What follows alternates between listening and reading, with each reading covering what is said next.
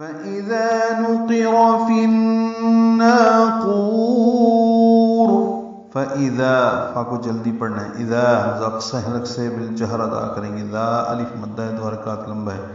نقیر میں نون کے اوپر پیش ہے، قاف کے نیچے زیر ہے، را پر زبر ہے، تینوں حرکتیں ہیں،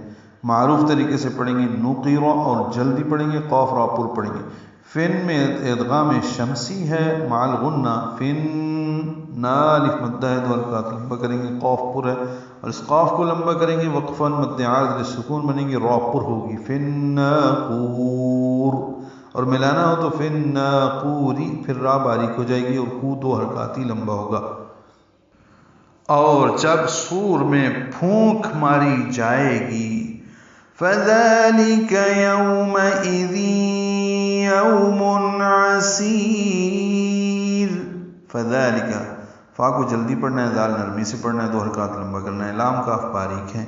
یومئذ میں واو لین ہے، یو میم کو جلدی پڑھیں گے، حمزہ یا کی شکل میں ہے، جلدی اور معروف پڑھیں گے، ذال نرمی سے پڑھیں گے، تنوین کے بعد یا آنے کی وجہ سے دی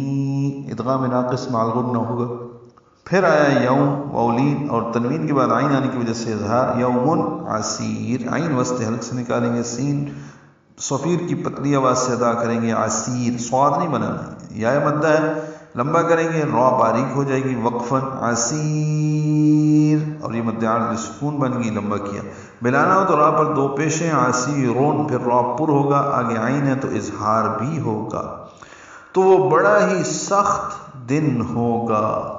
علی الکافرین غیر یسیر، علی اور الکافرین ملا دیں گے، علی الکافرین، لام ساکن پہ اظہار ہے، کاف باریک ہے، را بھی باریک ہے، ری یا مدہ ہے، غیر من غین پورا یا لین ہے، غیروں نہیں پڑھنا، غیر را پر پڑھیں گے، یسیر،